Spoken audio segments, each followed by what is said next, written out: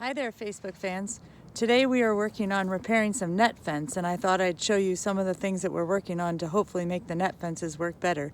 I know that some of you run homesteads and small farms of your own, and so I thought I'd show you something that's been driving me crazy with the net fences we've used for years, and a little fix that I'm hoping is going to make them keep from being grounded out so easily. So this is how we use net fences here at Reverence Farms, as temporary paddocks for sheep, primarily, sometimes also for chickens.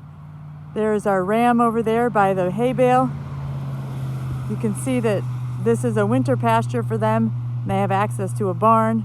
The green that you see outside the fence is leftover from feeding this pasture last year, and you can see the vibrancy that comes from having animals on a pasture over a period of months with hay and then taking them off.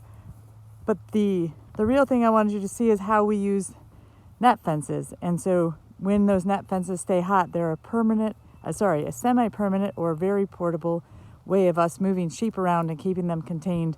They're very effective at keeping predators out and keeping the sheep in, so long as we keep them hot. And so that was what we were working on today with our repair project, is making sure that the net fences are ready for next year. So here's the issue. This is the post that goes in the ground, and this is the bottom wire that you can see has the metal filaments in it. And this bottom piece down here has no metal filaments in it. What happens when we put these net fences in the ground, so here's our net fence, and these fences keep the sheep and the chickens contained when we need them to. But what happens oftentimes is this little part right here slips down over this white post. This is a zip tie that I've added, which is part of my fix. And it slips down here and it gets stuck down in here on this metal. And when it does that, it prevents the net fence from having a good charge. Prince, hello Prince, welcome to our repair workshop. And so what I've done today is I took a zip tie and I put it on here so that this wire with metal filaments cannot get down here, hopefully, with the onto the metal stake that goes in the ground. And I've mixed a little bit of liquid weld. So this is some stuff that you use with, the cat is rubbing my arm. I apologize. It's making the camera wiggle. Hello, Prince. So I'm using some epoxy, thank you, Prince, that allows us to mix two things together to make an even stronger epoxy. I mix it together on this rock, and I'm going to, Prince, you have to get out of here. I'm going to put it now down in here with a little bit of a cut up zip tie after I mix this together, like so.